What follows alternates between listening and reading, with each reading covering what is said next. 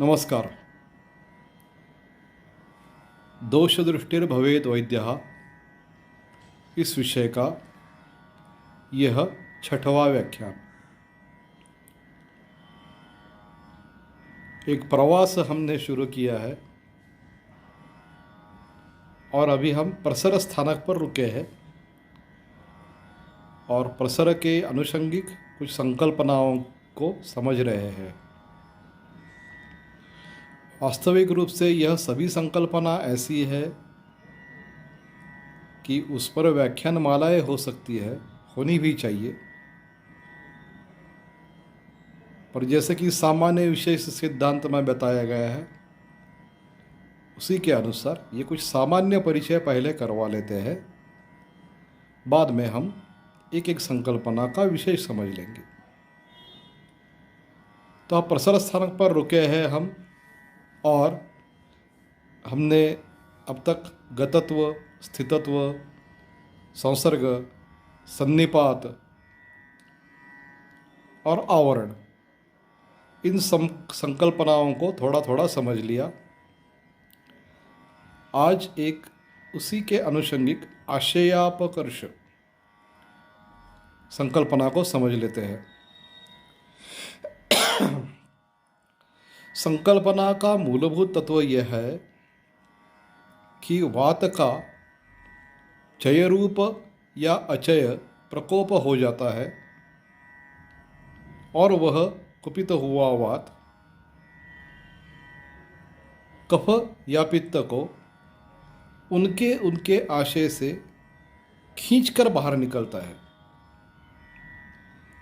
वात का चय या अचय पूर्वक प्रकोप होता है, प्रसर होता है और वह प्रसर हुआ वात कफ या पित्त को बलपूर्वक खींच कर बाहर निकलता है। तो ये सामान्यता आशयापकर्ष की सामान्य परिभाषा यह है। अब इसमें समझने की बात यह है कि कफ पित्त को अपनी अपनी आकृति है, दोनों द्रव रूप है। कफ गुरु है, इत्यतः उसकी एक अधोगामी प्रवृत्ति नैसर्गिक है, स्वाभाविक है। पित्त सरगुणात्मक है, तो एक दिशा में बहना उसकी स्वाभाविक प्रवृत्ति है। तो इन दोनों की स्वभाव ऐसा नहीं कि किसी और को खींचकर बाहर निकाले, पर वात की प्रवृत्ति ऐसी है कि वो अपना अपना काम तो करेगा लेकिन किसी और को खींचकर भी बाहर निकालेगा। इसी में हमने समीरित एक संकल्पना देखी है, उदीरित संकल्पना देखी है। मुझे कुछ अपने बचपन का एक परिहास याद आया। यहाँ पे हमारे पास एक पर्वती नाम की एक हिल है, वहाँ अक्सर लोग घूमने जाते हैं। तो जब हम छोटे थे तब दौड़ते जाते थे।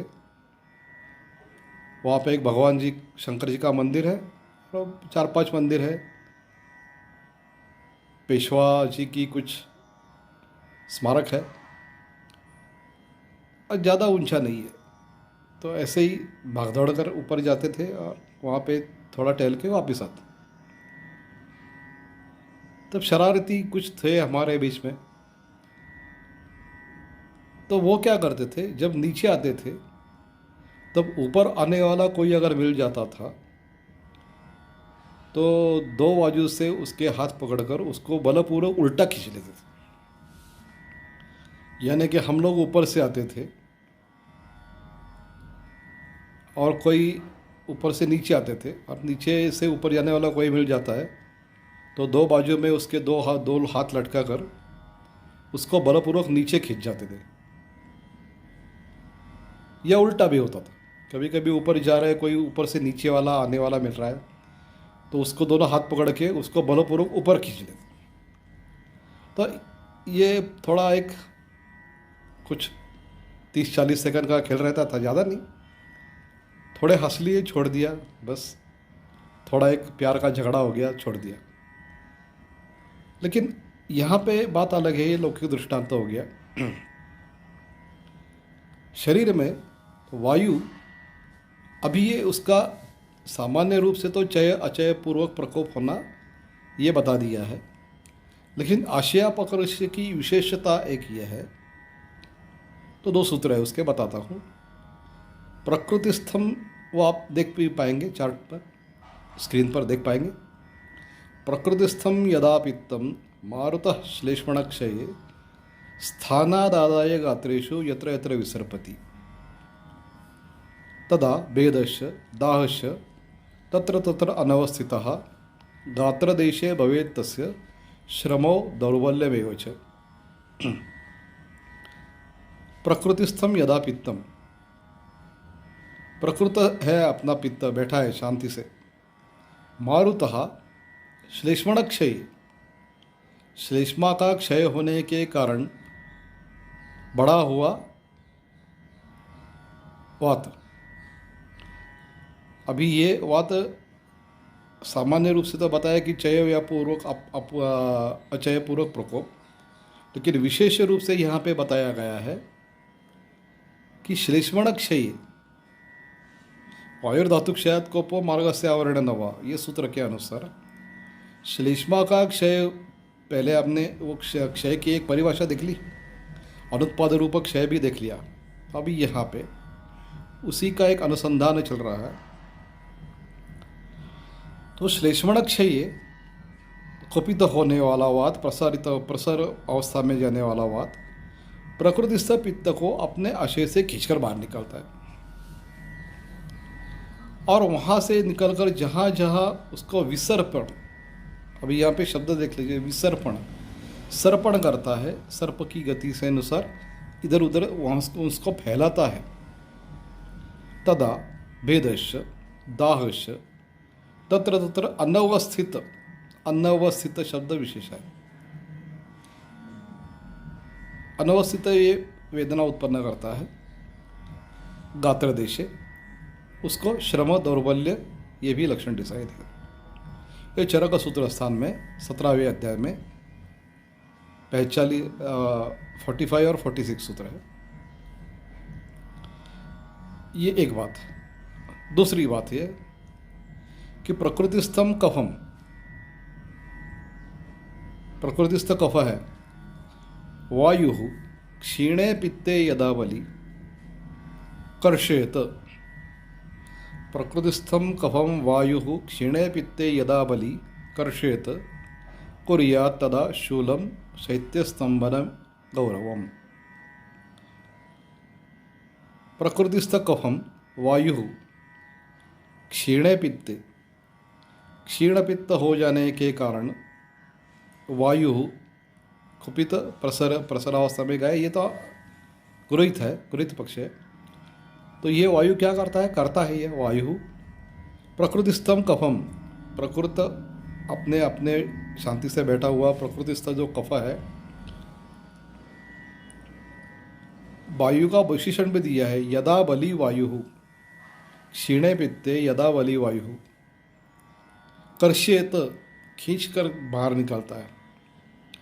तब क्या करता है? शूलम शैत्य स्तंभन गौरवम।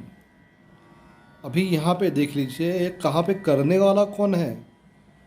यहाँ का कर्ता जो है वो वात है, वायु कुर्यात। ऊपर भी देख लिए, यत्र यत्र विसर्पति तत्र तत्र भवेत, यत्र यत्र विसर्पति तत्र तत्र भवेत। तो करने वाला कौन है? यहाँ पे वात करता है। अभी यहाँ थोड़ी बातें समझने की बातें हैं। कुछ ग्रंथों में ऐसे बहुत सारे स्थल होते हैं, ग्रंथों की लिखने की एक विशेषता है, अपनी अपनी स्टाइल है, तो सब बातें लिख नहीं पाते, इसलिए बहुत कुछ लिखी नहीं जाती या थोड़े शब्दों में कही जाती है। जो लिखी नहीं जाती उसको कहते हैं अनुक्त, और जो थोड़े शब्दों में कही जाती है उसको कहते हैं लेशोक्त। अभी लीना जी वावड़ेकर का अध्ययन है इस पर, तो पराधिकारेषु न विस्तरोक्ति ही, उनका अधिकार है तो वो बात करेंगी। लेकिन उन्होंने बड़ा काम किया है, लेशोक्त, डिकोडिंग लेशोक्त, उन्होंने एक पुस्तक भी लिखा है, आप ज़रूर पढ़ लें। तो उसमें लेशोक्त का बहुत सारा विस्तृत वर्णन आया है, तो वहाँ पे मैं बात नहीं करूँगा। लेकिन यहाँ पे जो लेशोक्त है, यानी थोड़ी सूचना दी है और बहुत कुछ जानना बाकी है, वो अभी हम देख लेंगे। अब यहाँ पे क्या क्या दिया है, हम जब स्कूल में थे, पहली कक्षा दूसरी कक्षा, तब हमें जब गणित सिखाया जाता था, तब हमारे गुरुजी हमारे सिखाते थे, क्या दिया है वो पहले कॉलम में लिख दो, क्या पूछा है ये दूसरी कॉलम में लिख दो, और बाकी सब जुगाड़ नीचे लिख लो। तो वो सिस्टम मुझे अभी तक याद है। तो वैसे ही अब यहाँ पे हमें क्या दिया है, तो श्लेष्मक क्षय की सूचना दी है, पित्त क्षय की सूचना दी है, उसका परिणाम दिया है। श्लेष्मक क्षय की या पित्त क्षय की सूचना दी है, वात के बढ़ने की सूचना दी है, उसका परिणाम क्या हुआ है दिया है। अब इसका परीक्षण कैसे करना है ये तो हमें ही तय करना पड़ेगा। तो इसी को कहते हैं लेशोक्त। सूत्र में जो कुछ दिया है उसको लिख ले, उसके बाद में क्या क्या नहीं दिया है उसका ढूंढ ले। इसको कहते हैं लेशोक्त विस्तार, अंग्रेजी में डिकोडिंग लेशोक्त। उसकी भी एक पद्धति है, उसको तंत्रयुक्ति कहते हैं। तो पहले ये जान लेना जरूरी होता है कि उक्त क्या है, लेशोक्त क्या है। लेशोक्त किस लिए जानना जरूरी है कि ग्रंथों में अन्य जगह उन्होंने किसी सूत्र का अधिक विस्तार किया है, तो ग्रंथों की ऐसी मान्यता है कि इन इशू पर चर्चा की जाए।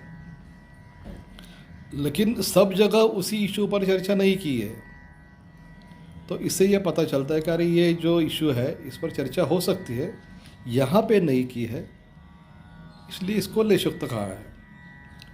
तो वैसे ही ग्रंथों ने कई जगह पे उसकी संप्राप्ति, ये कैसे घटना घटित होती है ये दी है, उसमें क्या पूछना चाहिए ये दिया है, पर यहाँ पे नहीं चर्चा की है। तो वो अपनी जिम्मेदारी हो गई कि ये आशयापकर्ष की घटना कैसे घटित होती है, उसको जैसे कहते हैं कि क्लिनिकल परीक्षण क्या किया जाए, तो ये थोड़ा समझ लेते हैं। तो पहले हमें क्या दिखाई पड़ेगा कि दोष क्षय के हेतु दिखाई पड़ेंगे, क्योंकि कहा गया है कि पित्त क्षय होता है या कफ क्षय होता है, उसके कारण वात बढ़ता है। तो पहले हमें क्या दिखाई देगा, दोष क्षय, पित्त या कफ का क्षय के हेतु प्रथम दिखाई देंगे। उस क्षीणता के हेतुओं के कारण वो दोष क्षीर्ण होता हुआ उसके लक्षण दिखाई देंगे, जैसे कि कफ के क्षय होने के लक्षण या पित्त के क्षय होने के लक्षण। उसके बाद बढ़ा हुआ वात के लक्षण दिखाई देंगे, और उसके बाद आशयापकर्ष के लक्षण दिखाई देंगे। जैसे प्रचलित राजकीय परिभाषा में बोलते हैं क्रोनोलॉजी समझिए भैया, तो वैसे ही निदान करते समय हमें क्या क्या दिखाई देगा उसकी क्रोनोलॉजी आप समझ लीजिए। तो पहले क्या दिखाई देगा, पित्त या कफ के क्षय के हेतु दिखाई देंगे, जो आप प्रश्न परीक्षा से पूछ सकते हैं। उसके बाद वात वृद्धि के लक्षण दिखाई देंगे। पित्त कफ क्षय के हेतु के लक्षण आपको हेतु आपको उपलब्ध हो जाएंगे। उसके बाद पित्त या कफ क्षय के लक्षण दिखाई देंगे। उसके बाद वात वृद्धि के लक्षण दिखाई देंगे, जो आप दर्शन स्पर्शन प्रश्न से देख सकते हैं, पूछ सकते हैं, अनुभव कर सकते हैं।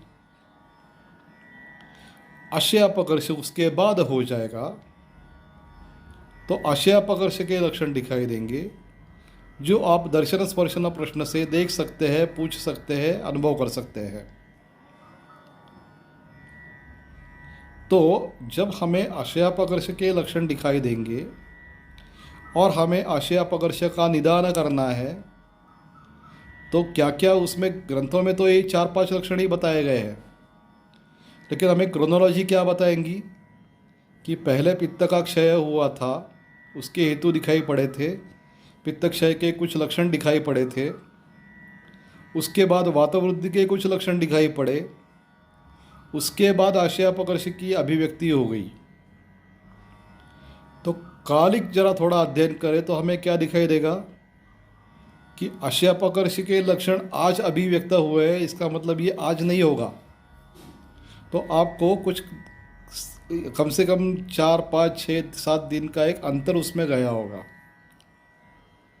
ऐसा नहीं कि अभी वातक पित्त का क्षय हो गया, वात बढ़ गया और अभी के अभी लक्षण दिखाई देंगे। ऐसे होने की संभावना बहुत ही कम है, आगंतु हो सकता है, निज नहीं।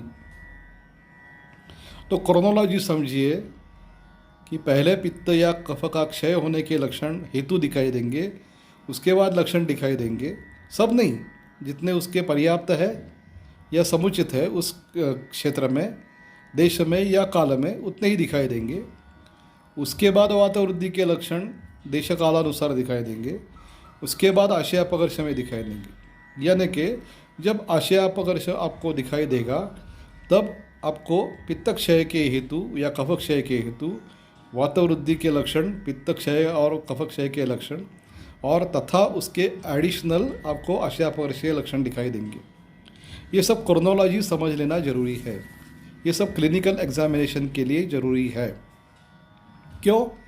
क्योंकि हमारी जो चिकित्सा बनती है इसके आधार पर बनती है। तो चिकित्सा के लिए जाने से पहले, वो बाद में जाएंगे, आज सिर्फ हमारा नैदानिक पार्टी चल रहा है, लेकिन सिर्फ थोड़ा सा बीमार का गमन करते हैं। और गंगाधर जी इसकी चर्चा क्या करते हैं? गंगाधर जो विख्यात टीकाकार है, चरक के नैयायिक है, तो वो क्या विमर्श करते हैं वो थोड़ा जान लेते हैं। गंगाधर जी नैयायिक है तो विपुल बुद्धि है उनकी। तो वो एक शंका उपस्थित करते हैं कि क्या आशयापकर्ष से दोषों की वृद्धि रूप दृष्टि होती है कि क्षय रूप दृष्टि होती है? क्या आशयापकर्ष से वृद्धि रूपी दृष्टि होती है कि क्षय रूप दृष्टि होती है?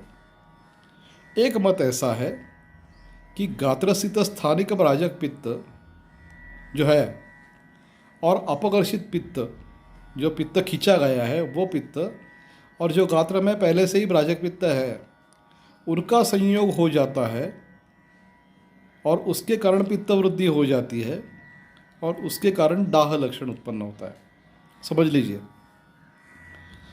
गात्र में स्थानिक ब्राजक पित्त है, अपकर्षित पित्त कहाँ से लाया गया और वात ने उसका विसर्पण वहाँ पे कर दिया, तो अपकर्षित पित्त और स्थानिक पित्त का संयोग हो जाता है, वहाँ पे पित्त वृद्धि हो जाती है और उसके कारण दाह लक्षण दिखाई पड़ता है। ये एक मत हो गया। दूसरा मत ऐसा है कि जहाँ से पित्त खींचा जाता है वहाँ पे पित्त का क्षय दिखाई पड़ता है।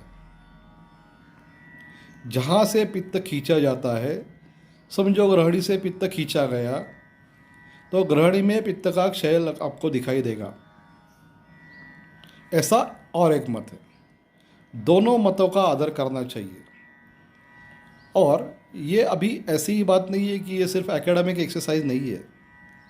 अगर अम्ल पित्त जैसे व्याधि में आप देखें, अम्ल पित्त व्याधि 1-2 साल जब जीर्ण हो जाता है तब आपको परिणाम अस्थि धातु पर कैसे दिखाई पड़ते हैं? तो अम्ल पित्त का परिणाम अस्थि धातु पर ऐसा दिखाई पड़ता है कि केशों की वृद्धि होती है लेकिन नख टूट जाते हैं। केशों की वृद्धि होती है, नख जल्दी जल्दी टूटने लगते हैं और दांतों पर परिणाम होता है, दंतों पर। तो ये अस्थि धातु पर होने वाला परिणाम है। केश, नख और दंत, ये तीनों अस्थि के अंश है, उसमें अस्थि का अंश है। अम्ल पित्त जब पुराना हो जाता है तब आप जरूर देख लें कि अस्थि धातु पर परिणाम हुआ है कि नहीं, और वो अलग अलग से परिणाम दिखाए। पेशेंट कहता है कि मेरे बाल बहुत ज़्यादा बढ़ते हैं, लेकिन नाखून टूटने लगे हैं और दंत पर परिणाम हुआ है। दांत तो अच्छे हैं, लेकिन नाखून बहुत जल्दी बढ़ते हैं और बाल जल्दी जल्दी गिर रहे हैं। तो ऐसी अवस्था, ये थोड़ा सा साक्षात नहीं, बिल्कुल ये आशय की ही अवस्था हो सकती है। तो ऐसे नहीं कि एकेडमिक एक्सरसाइज है, ये बिल्कुल व्यवहार में भी दिखाई पड़ता है। देखने की बात है। अम्ल पित्त का तो एक व्यवहार आपको दिखाई पड़ेगा, क्योंकि ज़्यादा पेशेंट होते हैं। तो अम्ल पित्त में आप अम्ल पित्त की अस्थि धातु की परीक्षा जरूर कर लीजिए। आपको ये दिखाई देगा कि एक जगह अस्थि धातु पर परिणाम वृद्धि रूपी हुआ है, दूसरी जगह क्षीण क्षय रूपी हुआ है। एक जगह अस्थि धातु की वृद्धि दिखाई दे रहा है, दूसरी जगह अस्थि धातु का क्षय दिखाई दे रहा है। कारण क्या है? पित्त। पित्त की विकृति के कारण एक जगह अस्थि धातु बढ़ रहा है, नाखून बढ़ रहे हैं स्पीड से, बाल को पतन हो रहा है और दांतों की विकृति शुरू, ये बात है। तो चिकित्सा, अभी वापिस आ जाता है। अम्ल पित्त का उदाहरण मैंने ऐसे ही आपको ये बताने के लिए कहा कि ये काल्पनिक कथा नहीं है, ऐसा दिखता है व्यवहार में। तो गंगाधर जी की चर्चा कर रहे थे, वहाँ पे वो बताते हैं कि अगर अपकर्षित पित्त है, अपकर्षित कफ है, तो आपको चिकित्सा पित्त की या कफ की नहीं करनी है। पित्त बढ़ा है या कम हुआ है, इसके कारण आप विरेचन मत दीजिए। आपको चिकित्सा जो करनी है वात की चिकित्सा करनी है, अभ्यंग अवगाहादि चिकित्सा ही करनी है। ये कहने के लिए उन्होंने ये वृद्धि रूपी क्षय या क्षय रूपी विकृति, वृद्धि रूपी विकृति या क्षय रूपी विकृति, इसकी चर्चा की है। तो आज इतना ही। आशय अपकर्ष आज हमने समझ लिया। आप ज़रूर मेरा चैनल सब्सक्राइब कीजिए, लाइक कीजिए, ताकि आगे वाले व्याख्यान भी आपको मिलते रहेंगे। अगले पड़ाव में अगले विषय पर चर्चा करेंगे। धन्यवाद।